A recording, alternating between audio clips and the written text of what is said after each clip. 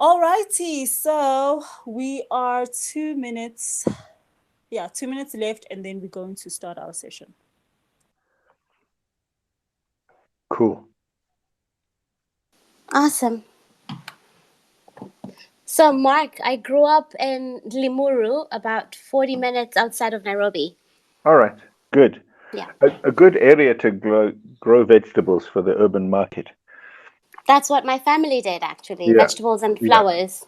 Yeah. Yeah. The flowers for export as well.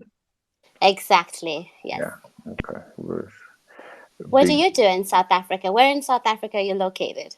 I'm in Johannesburg. I work at the University of Pretoria, where I lecture in development studies, and I Oh, do. great. Yeah.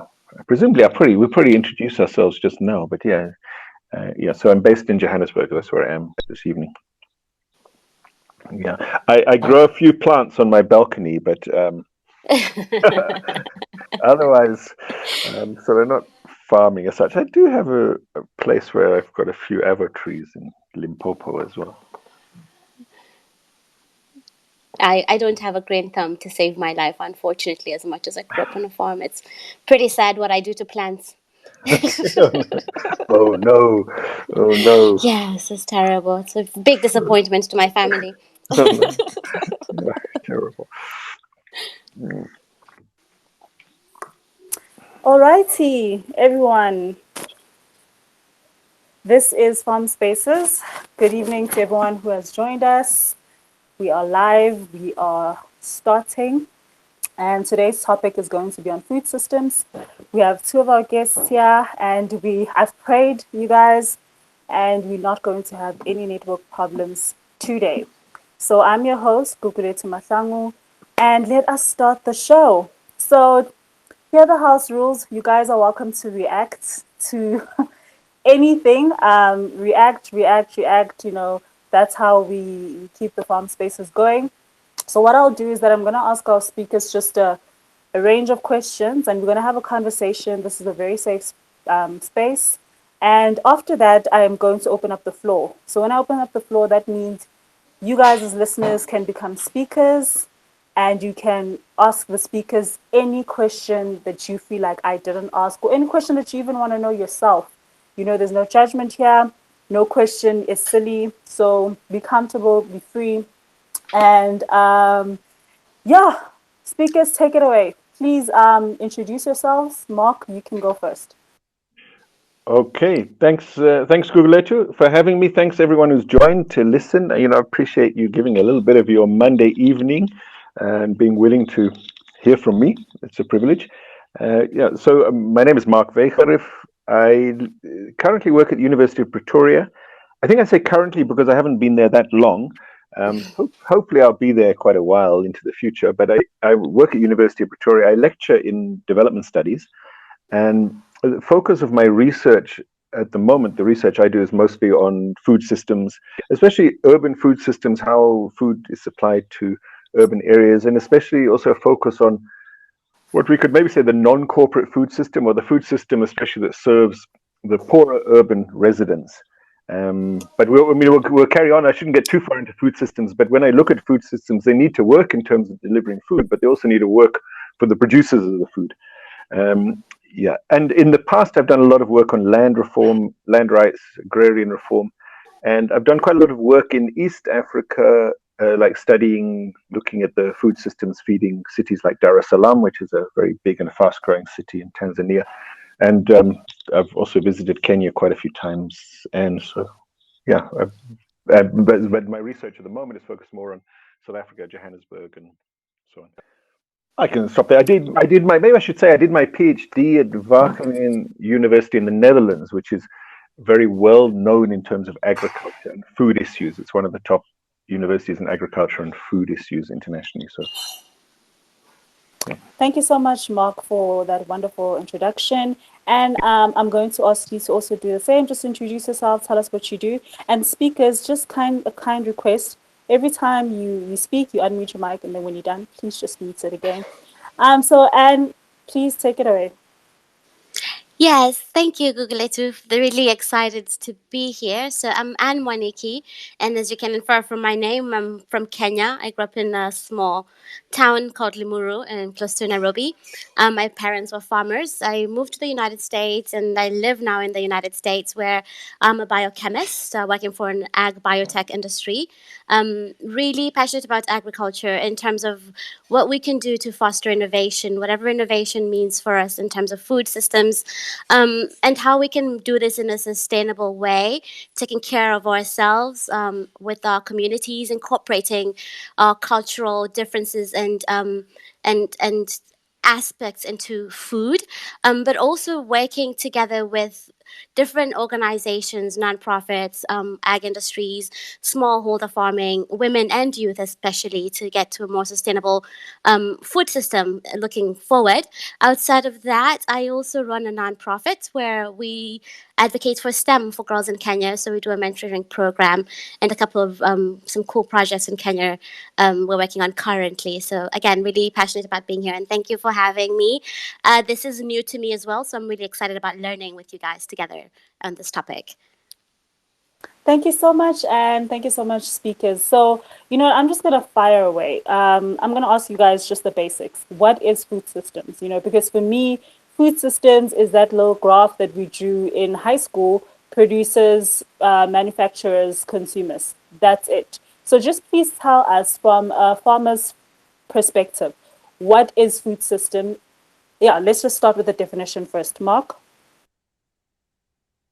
Yeah, unmute, and here I am. Well, food systems, just to say that the thinking on food systems is really developing at the moment. As you say, in the past, we tend to look at, what really becomes and gets talked about as sort of a supply chain producer, retailer, consumer, something. And I think we've realized over the last years that what ends up enabling production and getting food to people and ends up dictating the cost of that production, whether the farmer makes any money, and at the end of the day, the cost of the food to the person eating the food.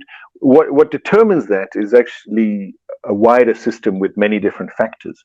And the increasing attention to this, I think, is really illustrated with the United Nations calling the first international food system summit this year. So later this year, we'll have under the UN in the UN the International Food System Summit. I also think, and we could come back to this if we want to, that a pandemic or a crisis like COVID has illustrated the importance of food system thinking, because we've seen the way that farmers and eaters of the food are being impacted by things that we would normally have imagined are quite far away from anything to do with agriculture. And I can share examples of that with you. But for a definition, I'll go back to the high-level panel of experts on food security who've defined the food system. They call it, a quote, a food system gathers all the elements, environment, people, inputs, processes, infrastructures, institutions, etc., and activities that relate to the production, processing, distribution, preparation, and consumption of food, and the outputs of these activities, including socioeconomic and environmental outcomes.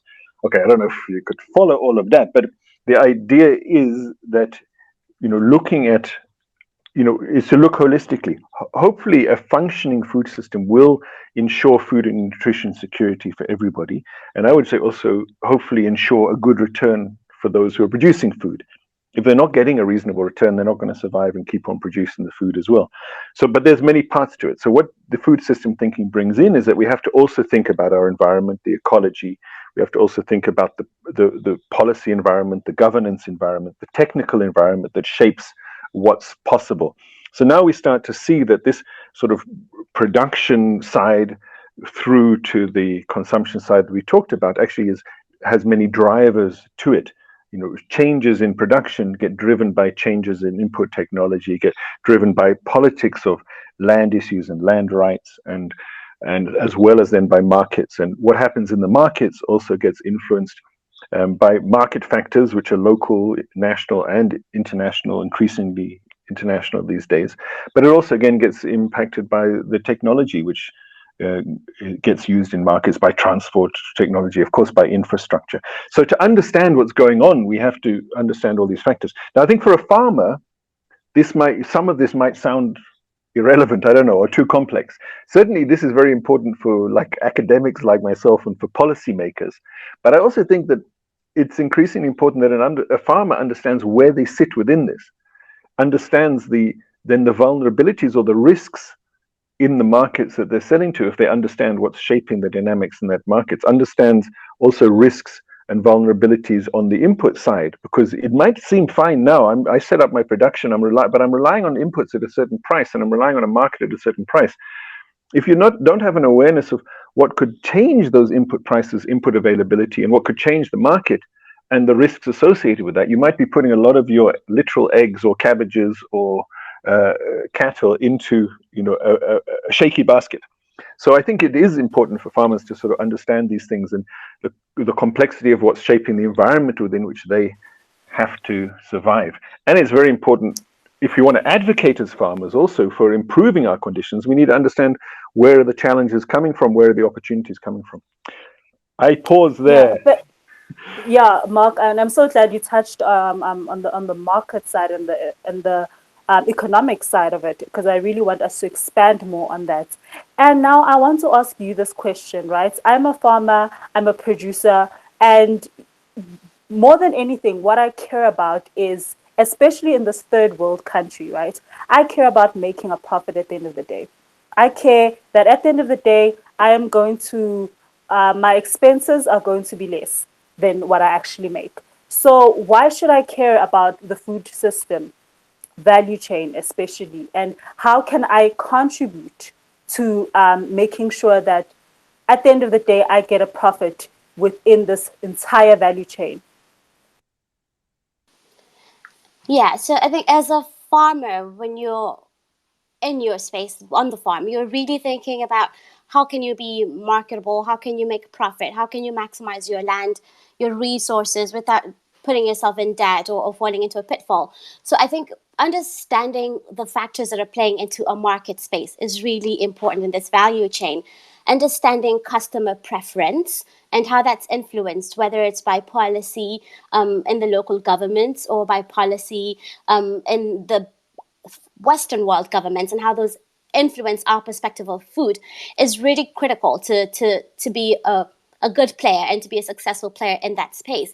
But also understanding the social norming and values around food.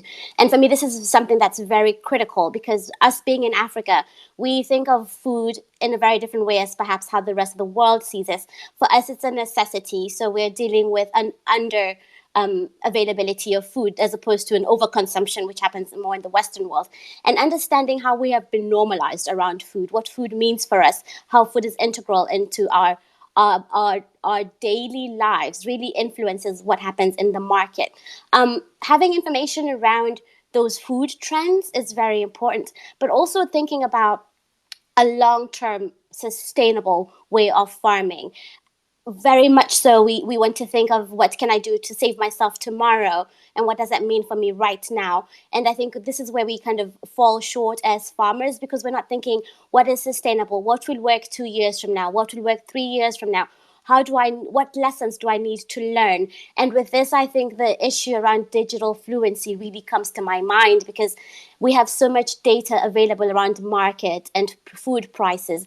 But the disconnect between this information and us receiving it is our access to digital tools around pricing, around availability. And so, whereas to most farmers may have a phone, they're not using that phone to learn more about what's in the market. They're using it more to finance and to transfer information and money, so to speak, but not saying, hey, how can I use my phone to find a new market? How can I find my phone to market my farm? How can I use my phone to learn a new farming system that might work or that might not work? How can I use this tool of mine, a digital phone, to access more information? For me, I think that's very critical for a farmer if we're going to be successful going forward into the modern day farming. Access to information and learning from each other and sharing information about markets, about pricing, about even the basic things as access to transportation, how we're using our digital platform, is where we're falling short in having access to more market space. Yeah, yeah. And I'm so glad we're speaking about market right now because this is what I want to speak about. And I want to be completely honest and real. So, as a farmer, just buying inputs already is expensive, and we're speaking about, I'm just going to give an example here, like companies like as big as, Monsanto, which made sure that they use intellectual property, to produce their seeds. So if a farmer even dares to wish to compete with that market system, it's going to be a joke. So already we cannot produce the things we need to produce foods, if you guys understand what I'm saying. We cannot produce our own fertilizers. We cannot produce our own seeds. So someone is controlling that, right? And then now I need to worry about taking my produce to the market. So I need to worry about transportation. When I get to the market, I am told that spinach is now at 3 rand because of the supply and demand. So really, where can we as farmers really fit into this value chain and make sure that we are also protected and we are our voices are heard and we are given what we are worth? Mark, I don't know if you want to take this one. Yeah, I mean, first to say, like obviously the markets are important and essential, and it has to work for farmers. But I think farmers also think beyond the market. I mean, they have to survive, but I think farmers, do and need to, just as other businesses do as well, think, just beyond the sort of narrow perspective on the market. Because at the end of the day, one also has to think of one's impact on the environment, on the society, on the economy. So when we think about the sustainability of the food system, it has to be economically sustainable, and that's for the different actors in it. But it also has to be socially sustainable and environmentally sustainable. So we can't be destroying the resource base we depend on.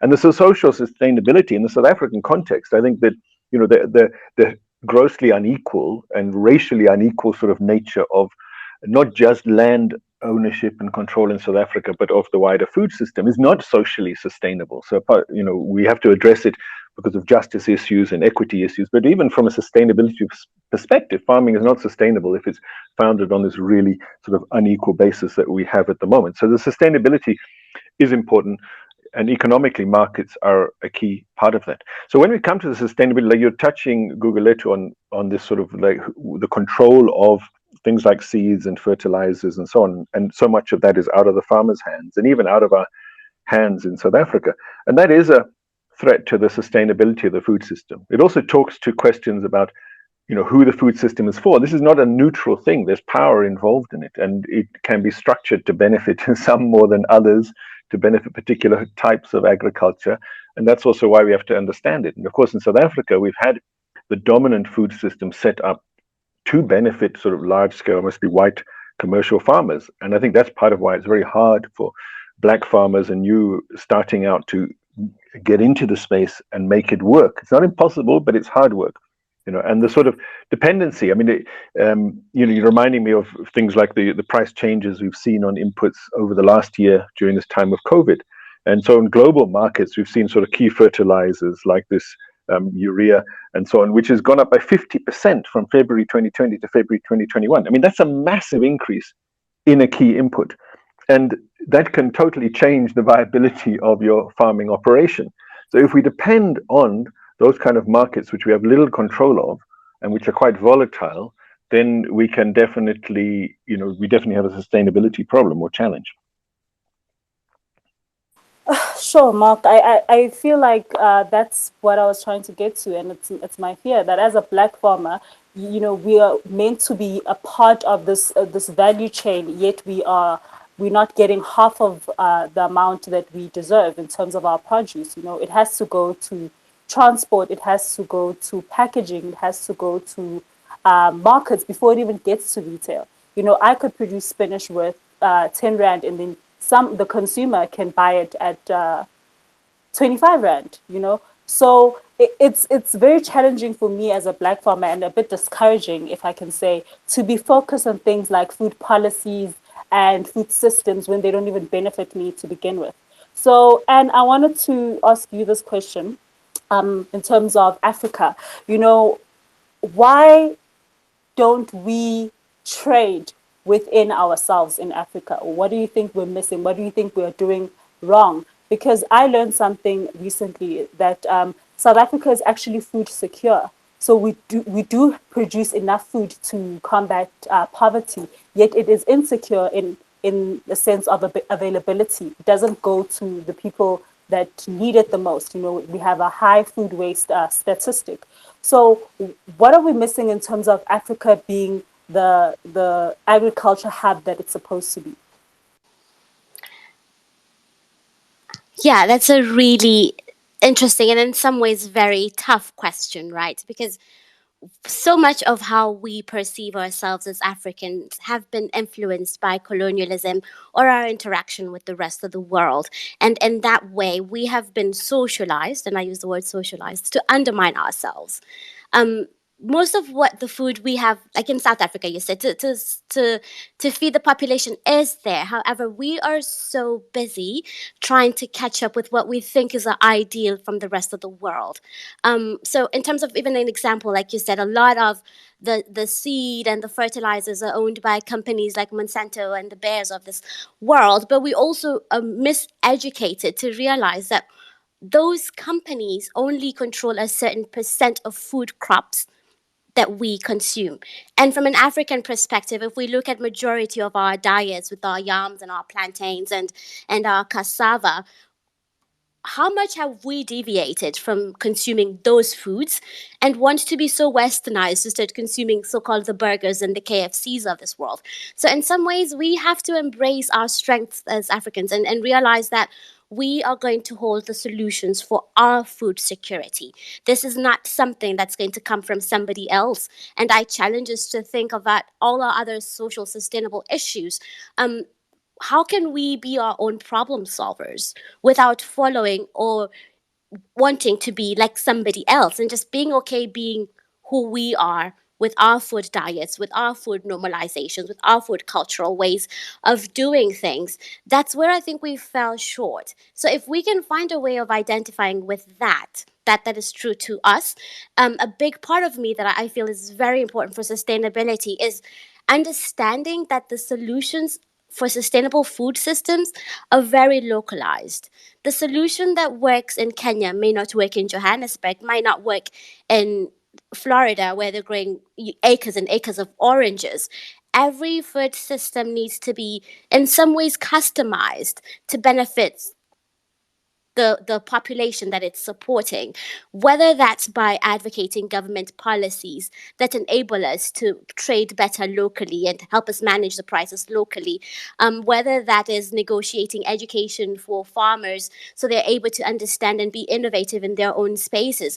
We have to bring the problems and the solutions closer to the farm. I think this is where the solution really lies, as opposed to expecting that a recommendation from an above power, whatever that power is what's going to be helping us get to a better place and be secure in our own food systems. I think that's where we have to go back to, is who are we as a people, what works for us, and us being okay being different. And it's in our diversity that I think we will survive this whole food system plague we're facing. That's beautiful. Thank you so much, Anne, for that. And Mark, so let's talk about what Anne was speaking on now. She was talking about that food systems and the success of food systems is pretty localized, right? So now let's look at our rural economy. Let's look at the fact that there's quite a lot of unutilized land here in South Africa, and the fact that white commercial farmers also own substantial amounts of land in South Africa. So how can we really go back and reclaim ourselves as Africans by starting as what's the word? I don't want to say, by starting as simple as going back to the rural economy, because that is where I believe the potential lies. Yeah, I, of course, there are so many dimensions to this. Once we start talking about well, let's say, I can say the colonization of diets and then the land dispossession and so on. And yeah, so it can become overwhelming. But I think this is where it is important to take this food system approach that is more holistic, because the reality is we're not going to solve this issue or find the solutions that can work in Africa for us here. Um, without addressing a wide range of things, from land to the inputs to diets to the marketing of the international brands and the takeaways like the burgers were mentioned and so on. So I think we do need that holistic approach, and I think and we need to understand how we've got to where we are, in South Africa, where you mentioned. I disagree that South Africa is food secure, because the definition of food security must be that all have enough food, culturally appropriate food for full and healthy lives, and we just don't have that in South Africa. What we do have is an agricultural sector that produces enough food and exports a lot of it for profits, but that doesn't really make us food secure. But yeah, we produce enough food in the country, but doesn't get to those who need it. But I think I just want to sort of take a step back to say, I mean, like this, where we're at didn't arrive by accident. There was, of course, and I'm simplifying for sake of brevity, there was massive land dispossession from the colonial settlement and conquest to colonial land dispossession. Of course, the 1913 Land Act, that wasn't the beginning of the dispossession, but consolidated it in law. And it didn't even give 13% of the land to black people. It was about 8% at that time. And then we had apartheid era dispossession and so on. So there was, alongside the land dispossession, were other interventions to deliberately destroy African agriculture, which included also undermining then African, foods and so on that were maybe more suitable for production in our environment. But also so it wasn't just the land that was taken; it was also black people excluded from markets, excluded from parts of the agriculture and food system. And then alongside that, you had a very deliberate strategy of building up a particular form of white commercial agriculture. So you didn't just dispossess black people of land, you also gave land to white people, including soldiers coming back from the First World War and then the Second World War and so on. And then they were given support, and then big dams, like the Hartbeespoort Dam and so on, were built primarily to provide irrigation initially for farmers who were settled, northwest of Pretoria. So there was a whole, centuries even, and especially under apartheid, decades of intensive support for a particular form of white-owned agriculture, and the undermining of black agriculture in South Africa. Of course, I'm talking about South Africa because, of course, what's happened in other parts of Africa has been a bit different, with similarities and differences. So what we ended up with then, at the end of apartheid, was this highly unequal land ownership, as well as a highly skewed food system that was in place to support this particular kind of food system that was working for these large white farmers and so on. And then we didn't have, I think, any clear strategy for intervening to change that. And one of the things that's gone wrong with our land reform, I think, in South Africa, well, there's so many things, but one of them is that on the one hand, with land, we said, okay, we should redistribute land and help, new and small scale black farmers to start. But while that was an intention in land reform, we allowed the liberalization of the agriculture and food sector, so that in fact we had consolidation and internationalization of that. So on the one hand, you say we need new farmers. On the other hand, you liberalize. You have this highly unequal system that you then, instead of intervening to change it, substantially, you liberalize, which allowed those in positions of power to consolidate that power and to expand even further. So we joined the global markets, and of course, those who were ready and equipped to join the global markets were large commercial farms, which were white-owned. And so we've actually seen then a consolidation of the control of production and processing of food in all parts. So, and it goes not just from the land, it goes to things like more than 75% of our maize silo storage capacity in South Africa is owned by 3 companies. And those 3 companies are all foreign owned now. So, and that's our staple food. So we have to look at who owns not just the land, but the different parts of the food system. And deconstructing that means we have to create a different kind of food system and we have to make land available, but also where farmers can produce on that land and link to markets that work for them and so on. Localizing is some of the solution, but also we shouldn't over-romanticize localizing, especially in such a highly unequal society. A farmer sitting in Limpopo needs access to markets that are sometimes distant from them, where there's more money, where they can also, get benefits. So, yes, build the local economy, maximize, the spend within a local economy and the economic multiplier effects. But we have to see don't over localize. Don't forget the opportunities. I've spoken to small farmers sitting on a hectare in Limpopo who are selling produce to Cape Town, let alone Johannesburg, because that's where they have a market for what they can produce, and they're getting a cash income from them. I mean, that should be built on.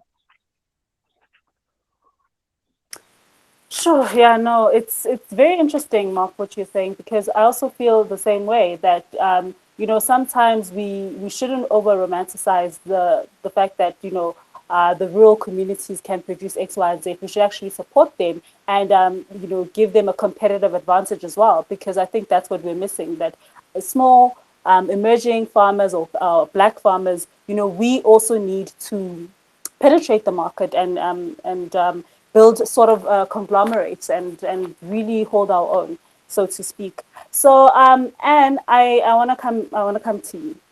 So now let's speak more on farmers who are having trouble accessing these markets. What is it that we can do to be competitive when it comes to market wise? And I'm going to speak just in an African context with basic foods like your vegetables and your commodities like your maize. What is it that you feel we can do as farmers to be competitive? So looking at our circle of influence, of course, and I like what I have to start actually say this first before I forget. I really like what Mark said. We have to find a balance between localizing solutions and also thinking about how we can deconstruct the inequalities in the food systems. And so when I think of that, I start to think of what can I do if I was a farmer in South Africa? What would I want to make my priority or wherever on the continent? I finance comes to mind. How I can access finance, because I feel when you open the doors of finance, then you can have more opportunities to explore other options, whether that's transportations or storage or um, um, collaborating with other people. So and unfortunately, when I always think of finance in an African context, then land ownership always comes to mind, because it's still, from where I sit, very impossible to access finance without land ownership coming into the conversation. Because how would you acquire finance being a farmer in South Africa? If we can find a mechanism, and I don't have a solution. So whatever the mechanism is or how it looks like to access more financial opportunities for farmers to explore innovative new solutions for their farms, new modes of transportations, new local partnership, whatever they would need to make them successful in a socially and economically sustainable way, because then constantly going back and getting a loan is not a solution. But if you can find a way to jumpstart the smallholder farming, so then they're able to sustain themselves in their production, their transportation, their marketing, then I think we're starting to get somewhere closer to that. So connecting finance and land ownership has to start be somehow where we start this conversation of how we can bring this together. Because I don't see us redistributing land on the continent to have make sure all the farmers have equal land. We'll always have, unfortunately, I feel we have always now are stuck with that disadvantage of this is how the cards were set, and we started in this game of life. So what can we do? We as individuals can influence in our own spaces and in our networks conversations around land ownership and around access to education. Education is critical, and whatever education means. I don't necessarily now think everybody should go get a PhD in, I don't know, plant pathology or whatever, but education in a way that will empower you, whether that is financial literacy, because that's somewhere we fail. We get loans we don't know how to manage, and then we get back in the same bucket of problems. Whether it's in digital fluency, whatever that means, access to information on market spaces, on transportation, whether it's education in terms of nutrition and what that means, decolonializing our nutritional way of thinking and being okay with working with what grows well on our lands without us having to follow a narrative that's not necessarily written for us. I think education is key, and finance definitely come together. And how that unfolds for me is still very fuzzy. And I think I'm curious to hear how it looks like from a farmer's perspective, because again, sitting far removed from an actual farm, I wouldn't even know where to start. I have to be completely honest with that one.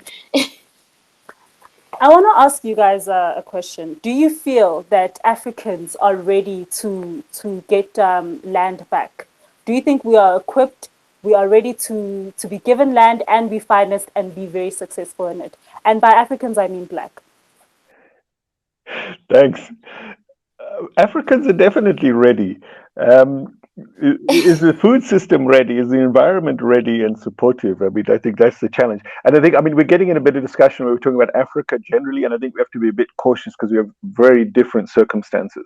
So, I mean, like as I said, I've done a lot of work in Tanzania and lived there for some years, and I'm South African and I live in South Africa now and study here. And look, Tanzania didn't have the same scale of land dispossession South Africa had, and it has a very different kind of dominant food system from here. And one of the positives of that is that you have millions of farmers who are producing and selling and meeting most of the food needs of the country. And Tanzania is not a big food importer. It exports imports a little bit and exports a bit.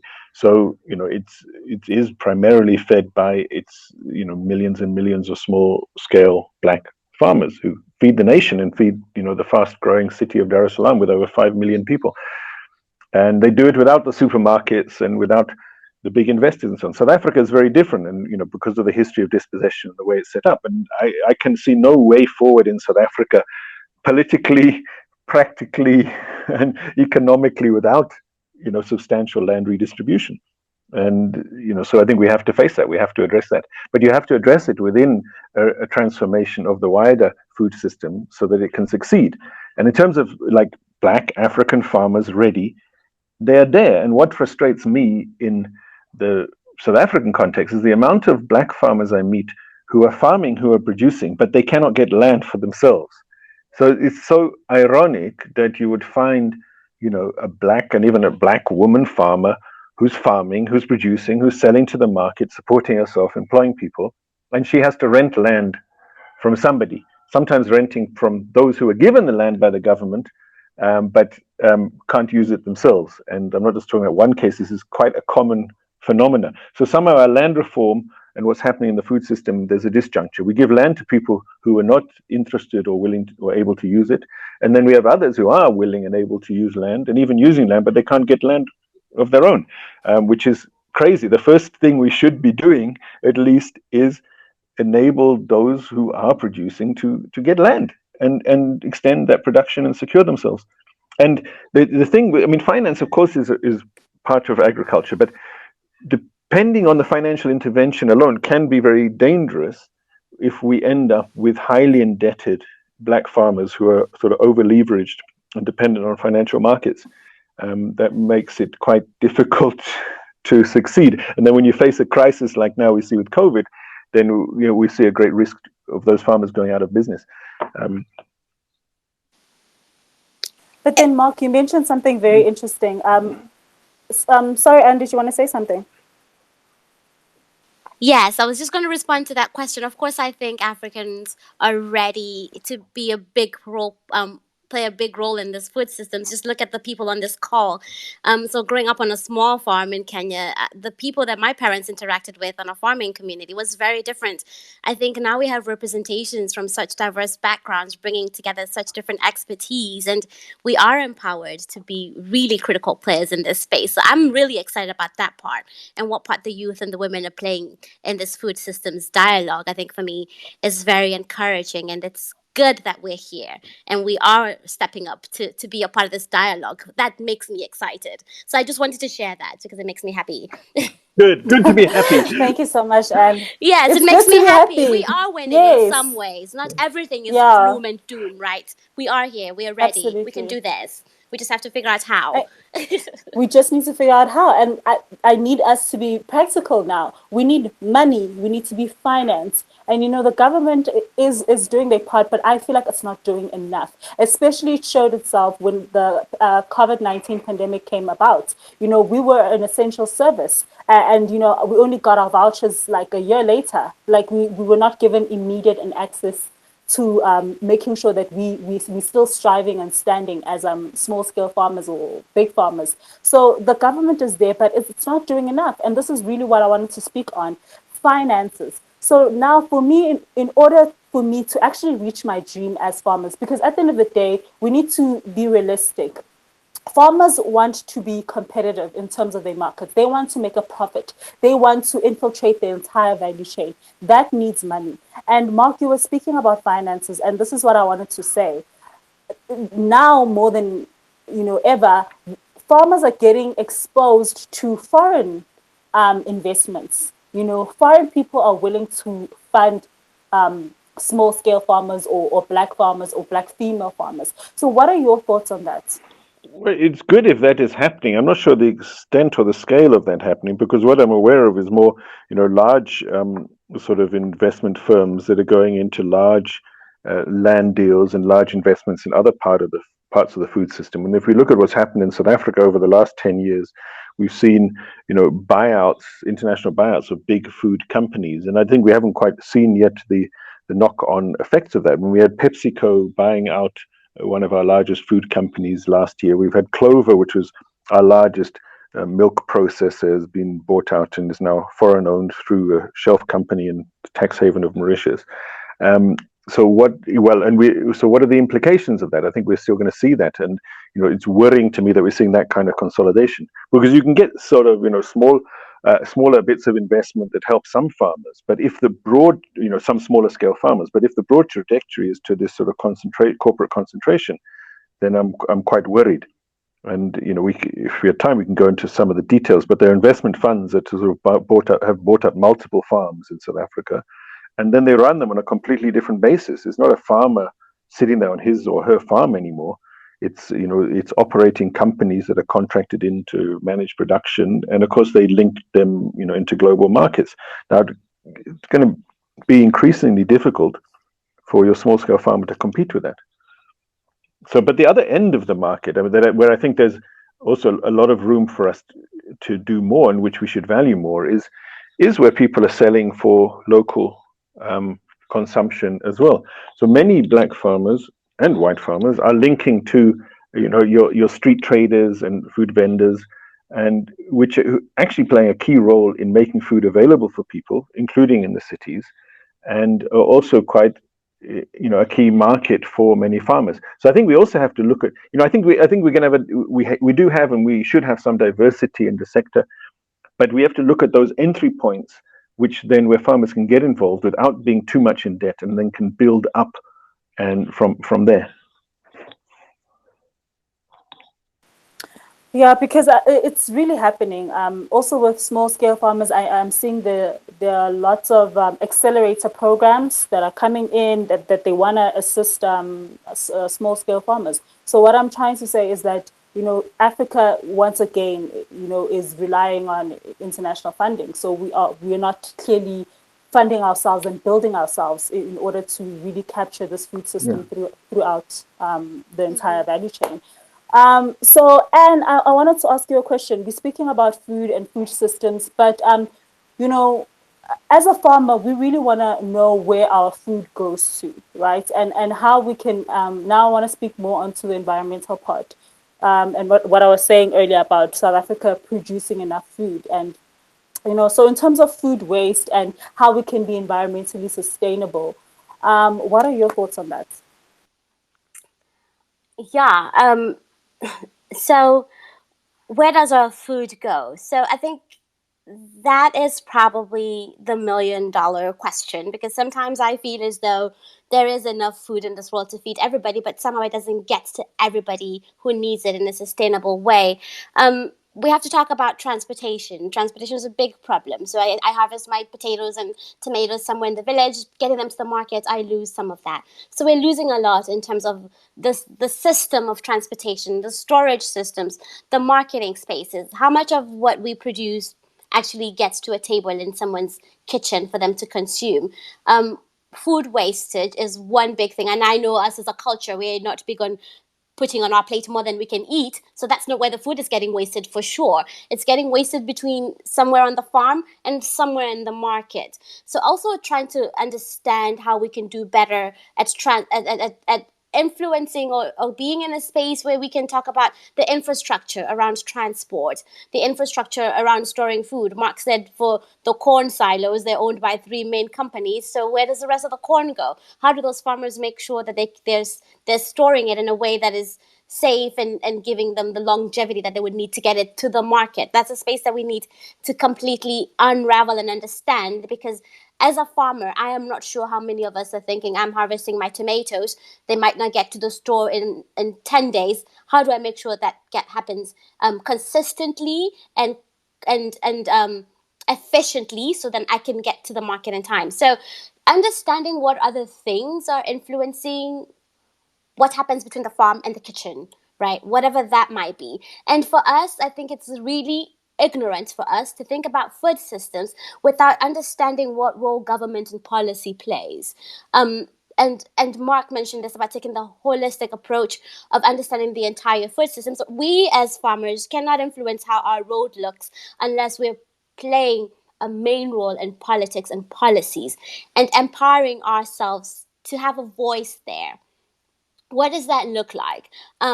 We cannot, as you said, always expect and want to get help from the big companies and the donors without us holding our local leadership, our local governments accountable to being our advocates.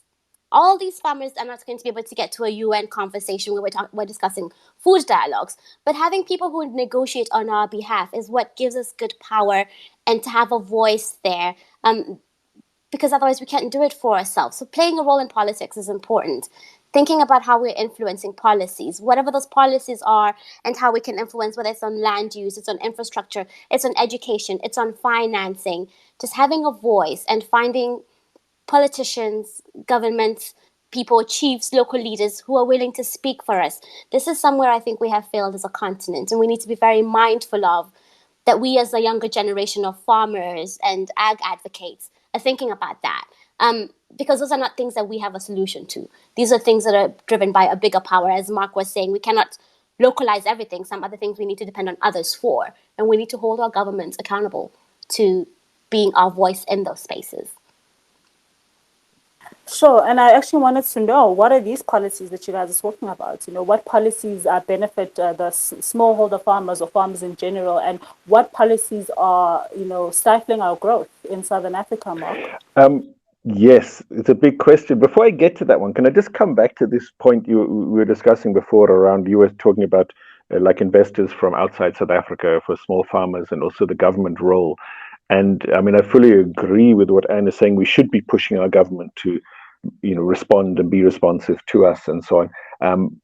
But I think I just want to say the reality certainly in South Africa at the moment, the farmers who are succeeding, the black farmers who are succeeding, they're succeeding because they get on and do it. And they sometimes start from scratch. They sometimes start at a lower level of production or whatever, but they get on and do it. Waiting for the government, waiting for any foreign assistance is not going to work. We got to get, the people who are succeeding are the ones who just get out there and do it. Sad to say, I'm not saying the government shouldn't help. The government should. The government should do more, and we should push them to do more. But you sit and wait for that, we're going to wait forever. So I would really say get out and do it and learn from fellow farmers as well. I mean, the education thing, the biggest education, the most important education, I think for most farmers is learning from other farmers. And I don't mean learn from those big white commercial farmers, because often they're practicing an agriculture that might not be best for our environment or our future. But let's learn from other farmers. I also just wanted to mention on this issue of Anne was saying, well, where's between the farmer and the consumer or the market. So I happened to be looking at, I was still looking at some figures, and I got a few in front of me on the computer, just to give you an example of sort of thing that's happening in South Africa, which is a major challenge, but in it there's an opportunity that I'll get to. So let's just take onions in April, because that's the latest figures I have. Johannesburg Fresh Produce Market, biggest fresh produce market in the country. Average price per kilo for onions was R3.83 in April. That's just passed, R3.83. The average price, the consumer price for a kilo of onions was R14.35. So somewhere between the Joburg market and your supermarket where you bought them, these onions have gone from 3 Rand 83 to 14.35. And don't tell me about processing the onion as the onion. I'm not talking about tinned onions or like, I don't know what, syrup onions or something. This is onions, you know. So that's a 275% difference between Joburg Market and the supermarket a few kilometers away. The Joburg market price is the price the farmer is getting, less commission and less transport. So that for that 383, the farmer has already paid the transport. They've already paid the commission out of the 3 Rand 83. So what the farmer is getting is 3 Rand 83 less transport, less commission in the market. And from there, somehow another 10 Rand 50 is added in before the thing gets sold to anyone who's eating it. So I mean, so that's not about a transport cost or an infrastructure problem. That's about some parts of this food system are taking a big chunk of the money. What on earth are they doing for the 10 Rand 50 between the Joburg market, where it's already packaged? The farmer has to even package it and deliver it to the market, package it. Anyway, sorry, I'm going on, but it's quite, I think you understand why I'm kind of passionate about it and say this is kind of crazy. The opportunity in this is that if the farmer can sell directly to a retailer or even to some other kind of wholesaler, there's that 10 Rand 50 gap in the per kilo price of onions is an opportunity gap. And one area we can see that is what street traders do. At the same time, I've been price checking on what street traders sell. And I've got a woman called Isabel selling in Ivory Park. So she's not even like close to the city deep market, but she was selling onions in April at what came out at 766 a kilo. So if you look at that, she's got a reasonable markup. She's making a profit because she's getting it somewhere around 3 Rand 80 in Joburg market, and she's selling at 760. So just sort of doubling the price. She's making a reasonable markup, but she's got transport as well. And she's sitting directly between then the Joburg market price and the normal like supermarket retail price. So there's an opportunity. And if and you can see then why these street traders are important, because they're making those onions available to the consumer at half the price of the supermarket. But if your black farmer can link to your black street trader, and there are tens of thousands of them, it's a massive market, then they can be sharing more of that value between them and still getting food to the consumer cheaper. So the policy question becomes, how do you enable that? And the problem at the moment is the government doesn't recognize that sort of opportunity. They don't recognize and value those street traders. So they'll invest a lot in a centralized Joburg market. But where's the local markets through which your black farmer could be linking with those street traders, for example? To me, there's a big opportunity. And there is a policy issue in this because we're spending money. The government spends money on supporting centralized markets. Remember, the market's owned by the government. It's a municipally owned market. But we're not investing in the local market in Ivory Park, for example, that can become a hub for smaller farmers linking with the sort of street traders.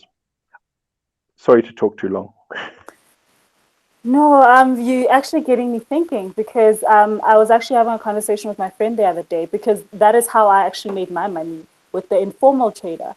So I just want to understand what are we missing then, especially as farmers? Why aren't we creating our own markets? What is stopping us from, speaking to the informal markets? Because I'm sure I don't speak for myself. When I speak about how the informal market can come and buy your produce at the farm with their own bakkies, their own trolleys, their own trucks.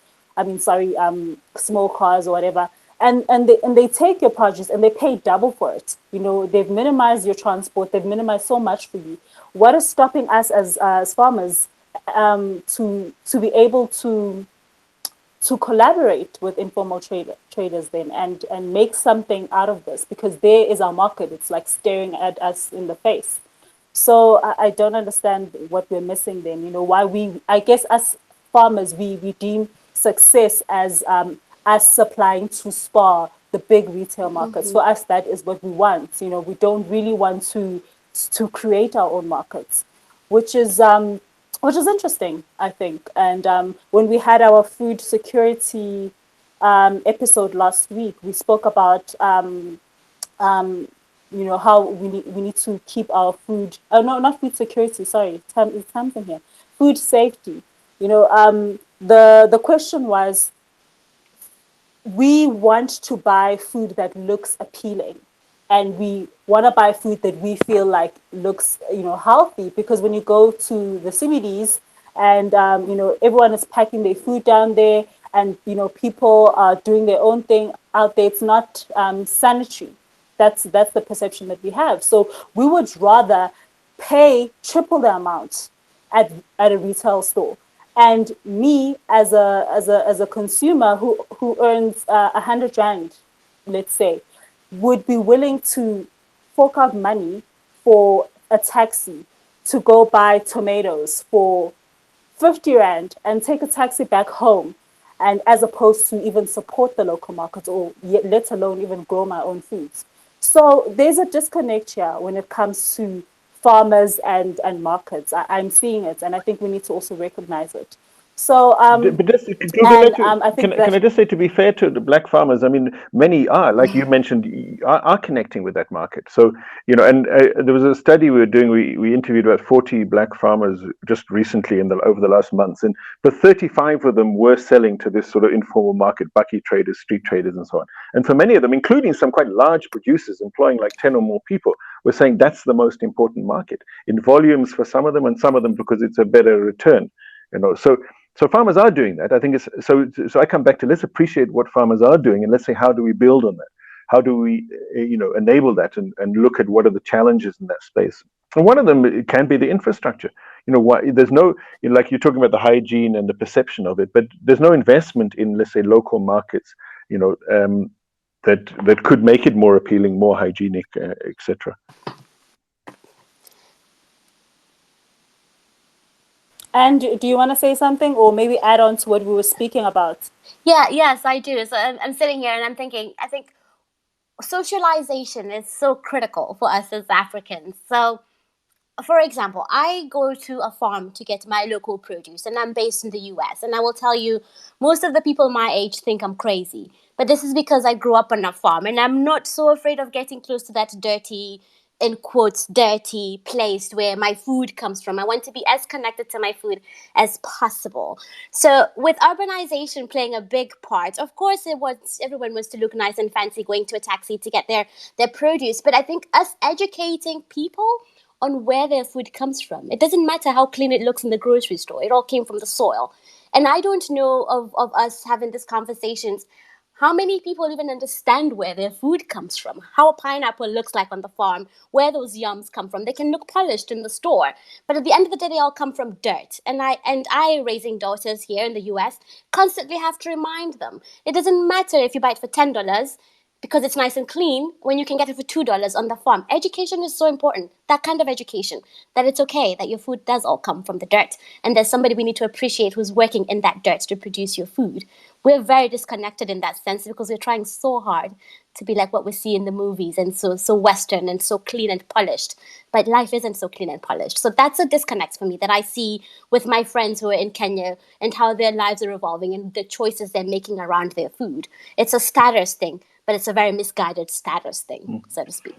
Can I just Absolutely. jump in and say that one of the ironies of Yeah. that is that if you look, there's been a resurgence in North America and Europe over the last decade in particular of farmers markets, and wealthier white Mm-hmm. Europeans are saying, I Exactly. want to go to the farmers market. I want to have that closer connection with where food comes from. So, we get sold on this idea that we've got to modernize and be in the big supermarket, but the Europeans we think we are following, many of them, They're going back to the yeah, farm. they're saying, well, I'm turning away from this. I want to have that connection of talking to a trader who I know, or, who even knows the farmer, or talking to the farmer directly. So, yeah, let's I value want to go that. pick my own strawberries this summer. Yeah, Exactly. So yeah. we're chasing people who are going back to where we are, and we're so busy trying to be like them when they've been there and they've learned that that is not the sustainable way, because maybe 2 miles down the street you can pick your own strawberries as opposed to paying double the price for them. And that is so misguided. I think that really speaks to the current food system as I look at it and as I experience it. That it is then, I guess, colonized.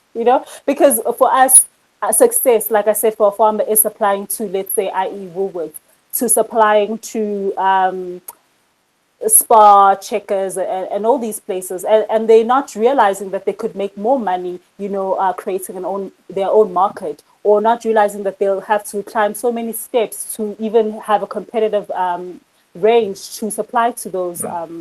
retail stores. But So there's a huge yeah. disconnect, and that's the current food Mm-hmm. system as it stands. So I really want to know from you guys before I open up the floor to our listeners to ask you guys questions.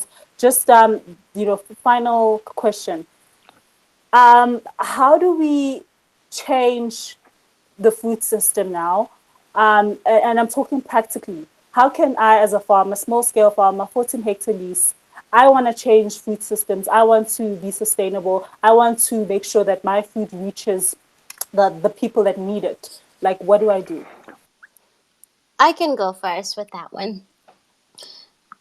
Take we it away. we're all empowered in something. We're good at something, and us sharing those strengths and collaborating in those ways that make it sustainable for all of us, beneficial for all of us not looking at each other as competitors but more as partners. I think will take us a long way as we start to share information, share learnings, exchange tips on how to do this better, and us looking at it in a holistic way, understanding that there are things that may be blindsiding us that we are not aware of, whether it's from government or from policy or if it's from larger competitors. We can't keep putting our heads in the soil. We have to look up and also see what else is playing a role in our situation, whether it's the environment, the weather, things that we can't control and things we can influence. We have to work at this together and not as competitors. I think for me, that is our strength, being a team and being partners. Thank you so much, Anne, for that. And I, just want to also add on to that farmers, we need to work together. Sometimes you'll ask a farmer just the basics, like, in terms of pricing or where you can get a competitive market, which market should you go to, in terms of selling your produce. They will literally blue tick you. So farmers need to stop like trying to hoard a big agricultural sector market that they don't even contribute like a breadcrumb on. The sharing of knowledge is how we grow, and there's no room for trying to, hoard information when you can help the next person. So growing together and creating a chain amongst ourselves, the famous value chain that we all want to infiltrate amongst ourselves, is very important. So I just really wanted to add on to that, as well. Mark, what are your thoughts and Well, I, words? I mean, I can have a vision of a food system that is agroecological, working with ecology to rejuvenate and regenerate soils, as well integrated within local communities to also regenerate, social links as well. And I think we should be striving for some kind of vision like that. At the same time, we have to be pragmatic and so I think we should be moving to something that's agroecological, but we should understand that this takes time, and some farmers are going to be there and they've got a pest that is chewing all their cabbages to pieces, as I've seen happening, and they're going to use a bit of pesticide. And I would say, fine, let's move ourselves in a direction. And and sort of touching on our previous discussion, I would say definitely we should be looking at strengthening these links between black farmers and your street traders and bucky traders and so on, and say how do we build up that network and collaborate as farmers and collaborate with these traders in that as well. But at the same time, I'm going to be pragmatic again and say diversify. What's going to work and give you more security as a farmer is diversity. So if you can get that deal with Spar or with Pick and Pay, do that as well. But don't give up on the other, because having options puts you in a better negotiating position. And one of the problems many black farmers have, they're in a poor negotiating position in terms of inputs and in terms of markets and so on. So I would really encourage diversity. So if and also don't let's not leave that supermarket sector to others. We can engage that as well. But I think put more effort into saying how do we maximize these other networks that give us better returns. And I think the other thing in terms of diversity and sustaining one's production that farmers need to think of is how do we reduce our dependence on this sort of corporate circuits of food production, distribution, and processing. Create greater autonomy, which brings more value into our farm operation and creates more independence from some of these things like the market fluctuations that we touched on earlier. So you can do that. You create more autonomy if you can sort of compost and use manure, maybe manure from the chicken or cattle farmer down the road that you're collaborating with, and you're maybe giving them something else in return. But the more we can reduce dependence on those sort of corporate circuits for the inputs and for the markets, that is going to put us in a stronger position. But again, I'm not being absolutist about it. I think farmers have to be pragmatic. It's a tough industry. There's so many challenges that come along every day. So diversify, but move towards greater autonomy, where you control more in-house and you keep more, value in-house as well. If you can process, if you can create more of your inputs and so on. Thank you so much for that, Mark. And you just we had a food farm space with Tim, which is he's a Kasi organic farmer. So he was saying how he's the most frugal, farmer there is, and he makes all his inputs, and that's the type of farmers that we all need to strive Yeah. to be. And one of the guys asked him how long it took, and he mentioned like 5 years, Mm-hmm. and people just gave up. So honestly, we also need to understand that it's a system, and it's going to take time, but it's really worth it in the end. So what I'm going to do now is I'm going to open up the floor. Listeners, are you guys here? Are you present? Our speakers are wonderful. Our speakers are friendly. Just unmute yourself, or rather, sorry, request to be a speaker so that you can ask a question or maybe just share something that you'd like us to know about when it comes to food systems. So just you can request to become a speaker, and then I will accept, and then you can ask our speakers any questions. So the floor is now open. Listeners, if you want to ask our speakers any questions, please, you are more than welcome to. Don't be shy. This is a safe space. We're having a conversation, and we need to know these things. As farmers, we need to understand what role and what impact the entire agricultural sector has on us. So take it away, guys. The floor is now open. And whilst we wait for the listeners to ask you guys questions, I actually do have a question, and I really would like to understand this. Um, as a farmer, we are told this over and over again. We need to diversify. We kind of need to be like a model of diversification, making sure that we are contributing to climate change. We are employing a certain group of people. Making sure that we are also organic and we are making our own things. Like there's so many expectations from farmers, and I'm just wondering, when and who should also be held responsible for this, because sometimes I feel like our role is no longer just to be a primary producer. Our role is to make sure that we are certified and we are compliant in so many things that it boggles our heads and minds. And it's like, what happens to just me growing foods and selling it? So I just really want to know, who do we hold responsible, and who can we ask for help when it comes to, you know, um, being a model that is going to really impact and influence our society for the better, because we do want to be climate conscious and we do want to employ people. But at the end of the day, we really also need help. So I don't know if I'm making sense, but yeah, I'm just kind of venting here. Anyone can take it away. So just to make sure I understood you, are you asking who the farmers should hold accountable to support them to diversify their farming practices?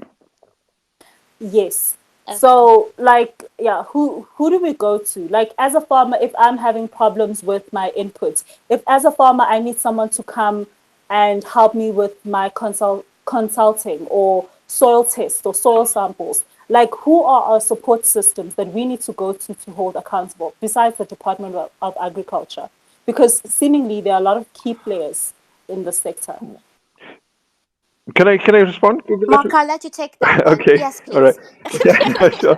I mean, I think when we say who do we hold accountable, we can look at that at different levels. Certainly, I empathize with what you're saying that there's a lot pushed onto the farmer. But the first thing I want to say, many farmers I've spoken to, I mean, they're quite aware of these and embrace these wider responsibilities to society and to the environment. So it's also not something that we always have to push on farmers because they're different people, different individuals. But there's certainly many farmers who who take that on and say, yes, we do want to preserve our environment, the soil for the future generations, and so on. We do recognize ourselves playing an important role as employers, which is great, and that should be encouraged. But at the same time, the responsibility shouldn't all land back with the farmer.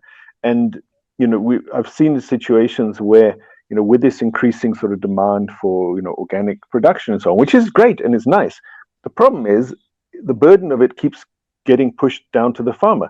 The Woolworths, whoever, want to sell this really nice and organically grown produce, and they're going to put up their prices to charge the customer for that, but they're pushing the problem of doing that and the care that's needed to produce it in exactly the way they want down to the farmer. That becomes a problem. So even doing the right thing becomes like another burden on the farmer.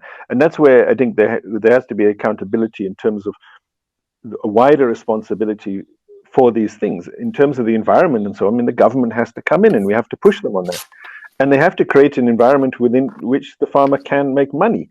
And that comes to issues like even our international trade regimes and so on. We know European farmers, for example, are heavily subsidized to take care of the environment on the land that they own. They're from their hedgerows to the trees to the soils and so on, and they're subsidized to that for that.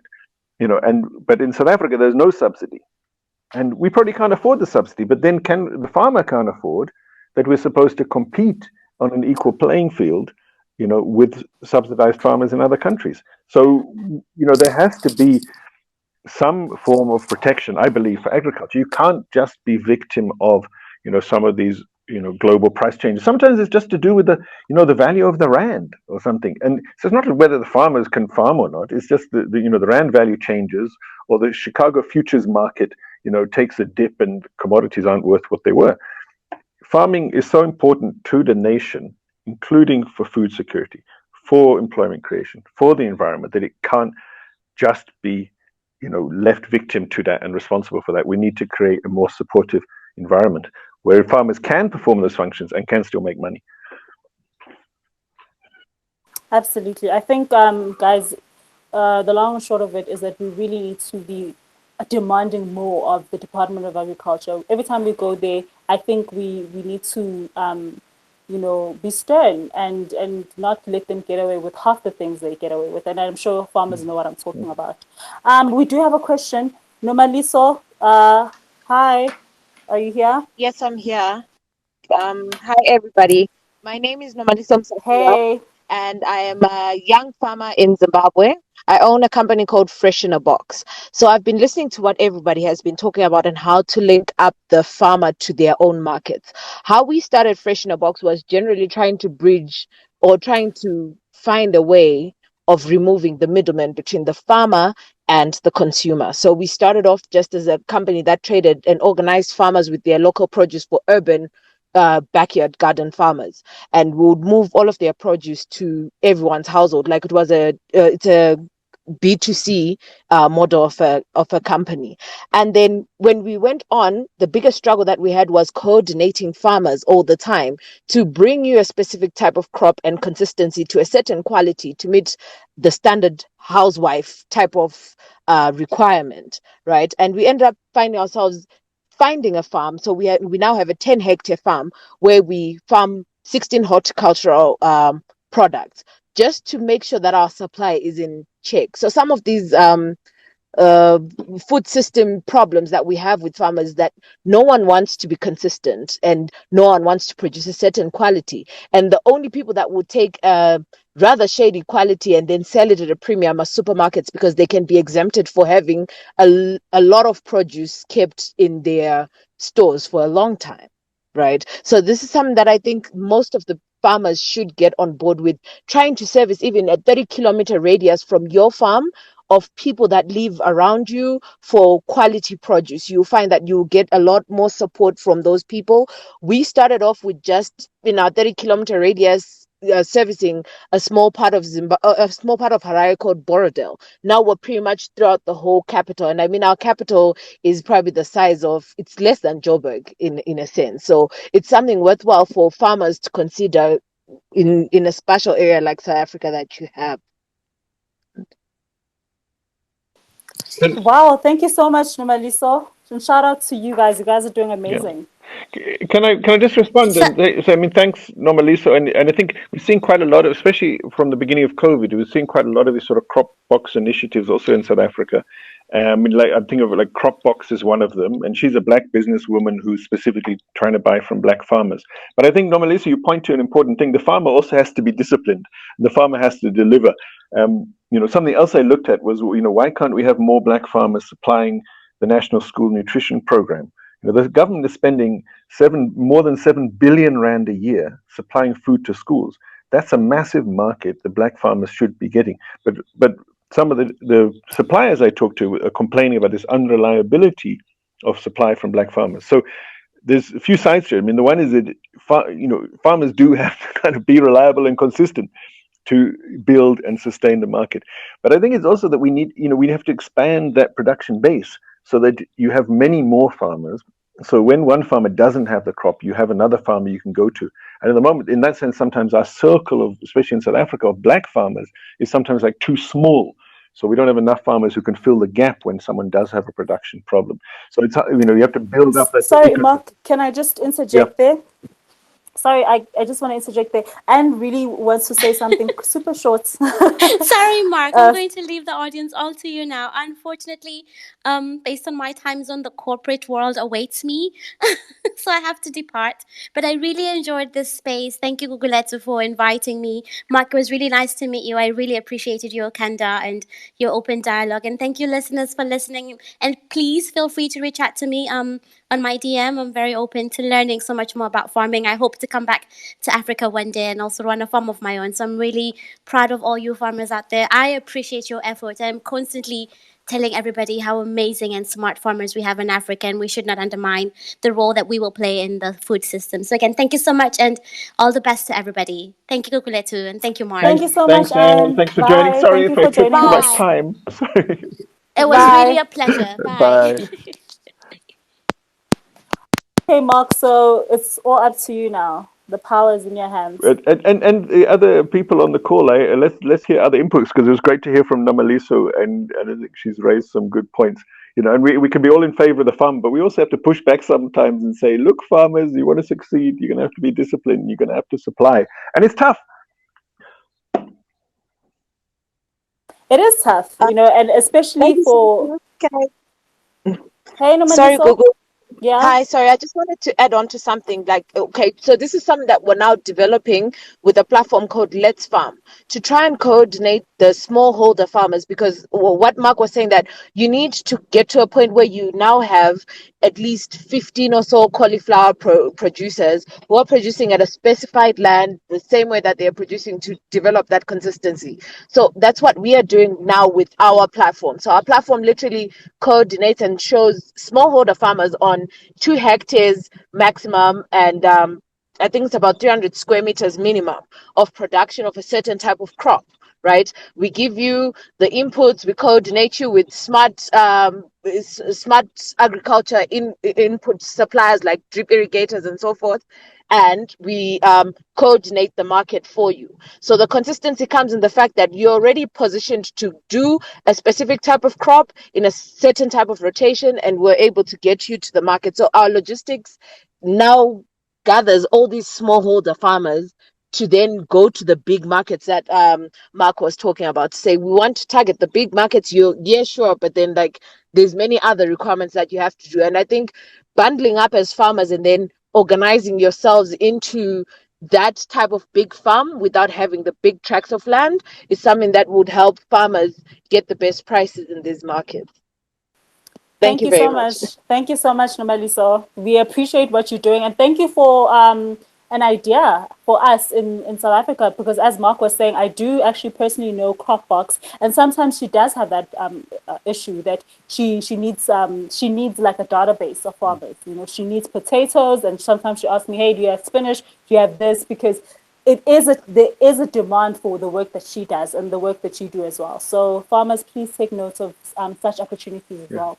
All right, guys, the floor is open. Marcus is still here to share anything. So if you have a question or a comment, please request to be a speaker and fire away. I will give like just, I think we're already above an hour, but I'll just give 10 more minutes. So if there's anyone, don't be shy. Nobody bites. Ask your question, comment or whatever it is. Just, speak from your Google heart. Letter, while we're waiting for the questions, I hope farmers are aware of the Kula app. So around Gauteng, there's Kula, Khula, and the Kula app. And they have an app which farmers register on, and they're doing exactly this kind of thing of trying to then source from a wide range of farmers and to supply certain markets. So there are a number of these initiatives, and I think so there are things happening. We have to be positive about that, and I think we have to build on those. And if anyone's out there with a lot of potatoes, I think Cropbox was, I don't know if she found the potatoes she was looking for. If you've got a potato farmer on the line, let us know. I don't know, exactly. So there are so many opportunities, and we can't sit and be gloomy about the current state of our country. There are so many opportunities actually in these hard, difficult times for farmers. So it's things like that, So creating a database where farmers can access other farmers growing certain produce is an idea. So let's not be sad, guys. All is not lost. We had a speaker here, but I'm sure it was network problems. So, anyone else? Floor's open. Ask your questions. It's a safe space, yo. Clarence, do you want to ask a question? Clarence always has the best questions, and I see that he's online. But Mark, whilst we wait, just your thoughts on the general food system in South Africa. Your positive thoughts. Let's speak positivity. I think the positive is what I touched on, that there are these gaps. I think there's a gap. The supermarkets have got too greedy. They're paying their chief executives too much at this point, and they've carried on making profits through COVID, but they're leaving a gap there, and that gap is the price difference between what you get, as I was saying earlier, even in the Joburg market, let alone direct from the farm, and what people are paying. And they, if you're meeting the farmer need, and as I said, you're making food more accessible, especially to less wealthy communities. And so let's build on that. And these different things, the cooler Yeah, app, the crop boxes, and so on. I mean, they're great, but there are these markets, especially of street traders, and in some of our smaller towns and so on, the bucky traders. And I think that's to be built on, because this, collaborating, we must collaborate, but also farmers don't necessarily want to be, sitting in meetings and so on. You don't want the high transaction costs of that. So if I can simply go to this place and there's enough buyers there getting cash for my produce, that's often like the option that works best yeah. for people. That is Yeah, what we yeah, prefer. yeah. Exactly. And We have a question from Clarence. Clarence, you can unmute yourself. Hi, Gugu, and good evening. Hi. You sold me to everybody, but anyway, it's all good. I don't have a question per se. I just want to say I think today I have been schooled by our speakers. It's very academical, and I appreciate. However, just a comment perhaps. I was hoping the two speakers, unfortunately, one of them has left, could perhaps give us what we must take away from today's space talk, farm space talk, in terms of what we must be looking at as farmers in very diverse areas of farming on this platform in terms of as we go on with our business of farming, what are some of the things that we must take away and be looking out for as we look at food systems I mean, we've talked about the knowledge that we need to have, people need to have also where the food comes from and where it's going and the channels it's passing through. Perhaps Mark could take that one up for us and just give us a breakdown of what we must take away from this talk today. Thanks, Gugu. Mark, you've been summoned. The takeaways. Yeah, yeah, some of it might have sounded quite academic. I hope not too far removed from people's realities. But in terms of that food system thinking, I think one of the things, even if one doesn't have the full picture of everything, I hope that we've given some sense of the importance to look slightly beyond, look as far as you can, but at least look slightly beyond the immediate things to understand, for example, what's shaping certain market conditions, both on the input and the output side. So we've seen the way, and we've seen COVID has kind of exposed us to the importance of looking at these things, and looking slightly beyond, because you could be depending on a market that has a high kind of vulnerability. I know, like, we've had farmers who've targeted, for example, the restaurant and the hotel market, and really completely lost that market because of COVID. And there could be other kind of risk. COVID is a particular risk.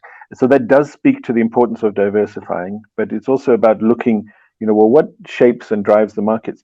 And I think farmers, even if, small farmers and small black farmers, need to be trying to understand these things and get into this policy space and be influencing. Because certainly we know the large farmers, the commercial farmers, and agribusiness, the processors and so on, and the importers, they talk to government. They have the ear of government. When the COVID lockdown started, the minister was having meetings twice a week, like with Agri-SA representatives and agribusiness representatives. When citrus was like blocked in the harbors, the big citrus farmers, call the minister, and the minister intervenes to get it unblocked. But when local black farmers, aren't able to sell because Bucky traders can't get permits to move, they have no voice, they have nowhere to turn to. So somehow the smaller scale black farmers need to be raising their voices on the issues that particularly affect them, because your interests often are a bit different from some of the big agribusiness and so on that is out there. So it's important to have that voice. But then practically, just to sort of basically repeat what I've said before, I think diversify, look for the different opportunities, and do bring in-house more of your processing. Look at more cyclical and where it can be collaborative arrangements that reduce your dependence on these sort of variables that are quite far beyond your control. The more and that's more value within your own farming operation and less risk and exposure to things beyond your control. And patience. It's a long-term thing, as was said. I mean, building this up, it takes. I think, don't be suspicious of the idea of the quick wins, especially when it means you get deeply in debt. I think farmers who succeed and sustain take the long road, and they build it up. Start with what you can, and expand and build it up, and try not to be too deeply in debt or too deeply dependent on others in that. Thank you so much, Mark, for that. Clarence, are you happy with your take-home message? I think it covers, in a general sense, yes, some of the things I can expand on my own. Thanks a lot. Sure. You're welcome. Thanks, Clarence. And to add it, I mean, I think I'm saying two kind of things at the same time. In terms of a food system approach, engage the government, push for your rights, and it's not just Department of Agriculture; it's Department of Trade and Industry. Like the chicken dumping was Department of Trade and Industry made a deal to protect our motor industry at the expense of our chicken industry. And agriculture didn't have a say in it. So I'm saying both engage those spaces, try to understand them, and push to be more influential. At the same time, don't depend on them at all. Don't bet your future on them ever doing what you want them to do. Get on with doing what you can with your own resources and the resources of other farmers, and build up from there. So if you can maintain those two tracks, push for the better environment, but also make the most of what we have and build it up from there. And the more small black farmers we have, the more they are occupying more market space. With that will also come greater political and policy influence. Yeah, I was about to actually add on to that. what Mark is speaking about needs our entire cooperation. It needs some sort of unity, because when we look at how the commercial farmers are doing it, they all have they all have each other and they can all rely on each other. So I think as farmers, we need to really strengthen that amongst ourselves. That if you know someone who is making inputs or seeds or fertilizers, support them and create that network, because we are really stronger together. And in this industry, the pie is big enough for all of us. So one last question, anyone? Going once. Just request to be a speaker, and then you can ask Mark a question before we call it a night about anything related to food systems, because this is such a broad topic in any case. It really encompasses every single thing. So anyone who has a question, guys?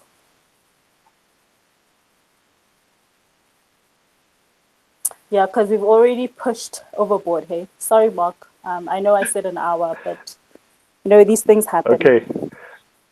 Okay, we have one more question. So sorry, please just stay with us. Um, Zolile, you are live.